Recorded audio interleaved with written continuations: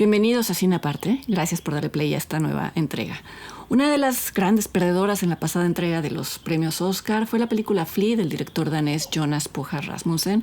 En realidad el gran perdedor de la noche fue el propio cine, porque quedó prácticamente opacada por el incidente entre el comediante Chris Rock y el actor Will Smith. Pero precisamente por eso, porque las películas pasaron a un segundo plano, quisiera, antes de comentar Flea, recordar que ocupó un lugar sin precedentes en el cuadro de nominaciones, y es que fue candidata al Oscar a Mejor Película en 3 categorías: a Mejor Película Internacional, Mejor Animación y Mejor Documental. Esto es distinto a cuando una película recibe múltiples nominaciones, que pueden llegar a ser más de 10 en distintos rubros, porque lo peculiar en Flea, repito, es que sus 3 nominaciones eran para Mejor Película. No ganó ninguna de ellas, cosa que al final no tiene la mayor importancia. En todo caso, esa noche hubo peores omisiones. Pero creo que el tema de su triple nominación puede servir para preguntarse, para debatir si es necesario, si es pertinente seguir dividiendo a las películas en categorías, en cuáles sí, en cuáles no, etc. Además, Flea en particular refuerza el argumento de que la animación no es un género, sino es una técnica. Es una técnica que en este caso, en el caso de esta película, tiene una función muy concreta, que es la de proteger la identidad de su protagonista, que es un hombre llamado Amin, un refugiado afgano. Amin no es un nombre real, es un seudónimo, es un alias. Él actualmente vive en Copenhague y habla a lo largo de la película de una huida, de la huida de su país a finales de los años 80, una huida que le dejó recuerdos traumáticos, recuerdos que, como también se verá a lo largo de Flea, nunca había compartido con nadie, ni siquiera con el hombre con el que planea contraer matrimonio, un hombre llamado Casper. En este sentido, Flea es un documental, si se quiere, una animación, si se quiere, una mejor película, si se quiere, pero también es una larga sesión de terapia, una especie de sesión de terapia en la que Amin se atreve a abrir una caja de recuerdos oscuros frente a otra persona, que en este caso es el director de la película. No lo hace sin titubeos, no lo hace sin bloqueos. Incluso varias veces Pojar Rasmussen se ve obligado a no insistir en ciertos puntos, a dejarlos a un lado, a volver a ellos en determinadas secuencias posteriores. Tan puede parecerse esto una sesión de terapia que al inicio del documental el director le pide a Amin que se recueste en una especie de taburete, que le hable de sus primeros recuerdos y que diga todo lo que asocia con la palabra safe, entendida como algo seguro. A lo que Amin responde que para él safe es un lugar del que no tiene que escapar, un lugar no temporal, es así como lo llama. No me siento muy cómoda comparando una película con una sesión de terapia, porque este documentalista ni ningún documentalista no son terapeutas, pero el propio Amin dice que tiene el deseo de enfrentar su pasado y, de ser posible, de desactivar la desconfianza permanente que siente hacia los demás, porque, como ya mencioné, planea casarse y planea comprar una casa con Casper. En Flea se va a ver cómo durante buena parte de su vida, hasta que llegó a Dinamarca, de hecho, Amin consideraba que su homosexualidad era algo que debería de curarse, que era algo que no debía de sentir. Ahí le hacen ver que esto no tiene sentido, pero esto tiene origen en el rechazo de la sociedad afgana a los miembros de la comunidad LGBT, desde que Amin era niño hasta la actualidad, ahora con el regreso de los talibán. Vi este documental cuando se exhibió por primera vez en el Festival de Sundance de 2021, donde además obtuvo el premio al mejor documental internacional. Y antes de la proyección, que fue en línea, porque era cuando los festivales ocurrían en línea, el director lo presentó brevemente y dijo algo sorprendente. Dijo que en los 25 años que llevaba de conocer a Amin,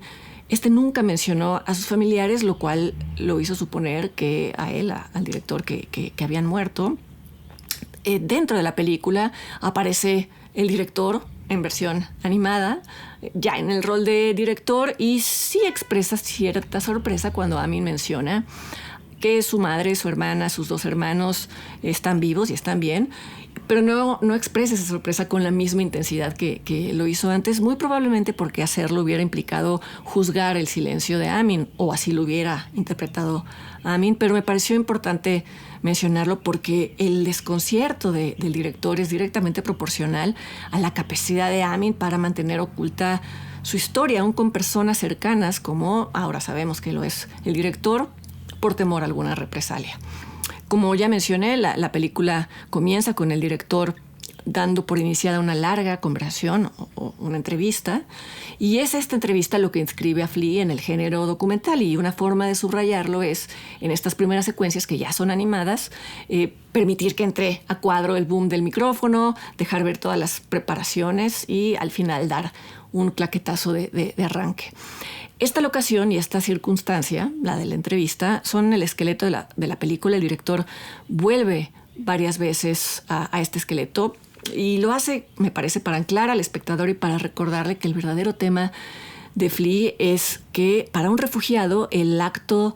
de huir no es simplemente un desplazamiento físico que ya quedó en el pasado, sino es un estado emocional y psicológico permanente, es vivir sumido en un miedo y desconfianza de todo y de todos. Es una tendencia a ocultar la identidad aun cuando ya no es necesario. En una secuencia, por ejemplo, Amin dice que no, por más que intenta, no puede disfrutar la idea de comprar una casa linda y habitarla con su futuro marido porque le parece injusto tener una vida mejor que la de sus hermanos. Y es el llamado síndrome del sobreviviente. Y esta es la secuencia también en la que se puede observar cómo el director se aleja de esa posición neutral y se acerca al rol de terapeuta al preguntarle a Amin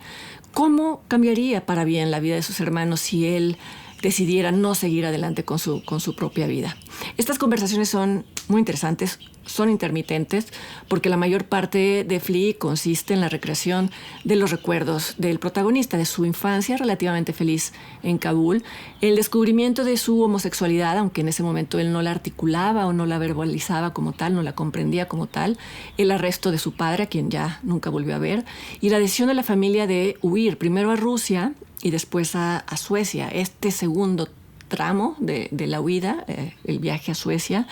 estuvo en manos de traficantes que varias veces pusieron en peligro la vida de Amin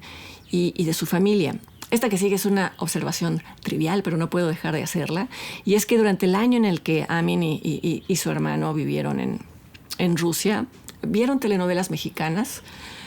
aparecen ahí animadas con subtítulos traducidos. Me voy a desviar otra vez un segundo para decir que Teodora Mihai, que es la directora de la película La Civil, que se está exhibiendo actualmente, debutó con un documental llamado Waiting for August, que hablaba de hermanos, la mayor tenía creo que 15 años, que se cuidaban entre sí porque su madre trabajaba en Italia y también pasaban todo el día viendo telenovelas mexicanas. Se ve en el fondo un televisor. En ambas películas se pueden imaginar, las escenas siempre son melodramáticas y estridentes, y es curioso pensar cómo ese dramatismo quizá los ayudó a estos personajes solitarios a sobrellevar su tragedia, en su caso una tragedia mucho más trascendente, una tragedia verdadera. En fin, la animación de Flea sigue dos estilos. Por un lado, es una animación en color, de trazos muy definidos, que se usa para recrear los recuerdos. Y hay otra más impresionista, que es parecida al trazo de gises, en blancos, en negros, en grises. Y se usa sobre todo cuando Amin recuerda personas que aún en el presente le provocan temor, como los policías o los agentes de migración, incluso un exnovio en quien Amin había depositado toda su confianza y al final lo traicionó emocionalmente. En estas recreaciones también se incluye pietaje real en formato cuadrado, como de televisión de décadas previas, y son escenas que muestran tanto momentos de la guerra afgana soviética como escenas del centro de detención de Estonia al que fueron enviados Amin y su familia cuando intentaron huir a Suecia y fueron deportados de vuelta a Rusia. Es una posibilidad infrahumana. Amin dice con amargura que, aunque es positivo que se difundan esas imágenes, al final no sirven de nada. Dice que resentía cómo los periodistas llegaban, obtenían las imágenes y se iban. No que su trabajo sea otro, agregaría yo, pero es un balde de agua fría escuchar en voz de Amin cómo son vistos los periodistas por personas que están en situaciones tan desafortunadas, no en todos los casos, supongo. Otro sentimiento del cual habla Amin, que no se toca mucho en películas o documentales sobre migrantes, es el sentimiento de vergüenza, en su caso por ser tratado como un elemento indeseado, como algo poco menos que un criminal peligroso, y esto es algo que bien podemos observar en las fronteras de México, tanto del norte como del sur. Me parece que Flea es un mejor documental que animación. Me queda claro que la prioridad del director no era estética, pero me parece que por momentos el recurso de la animación, aunque era necesario para proteger la identidad, distrae del hecho de que esta es principalmente la historia de un hombre que se está reconstruyendo frente a otra persona por primera vez en la vida. Simplemente creo que no hay que perder de vista esto a lo largo de la película, porque en mi opinión es lo que hace de Flea una película excepcional. Se está exhibiendo en varias salas del país desde el fin de semana pasado, y yo los invito para que la siguiente semana me acompañen a mí aquí a otra entrega de Cine Aparte. Hasta entonces.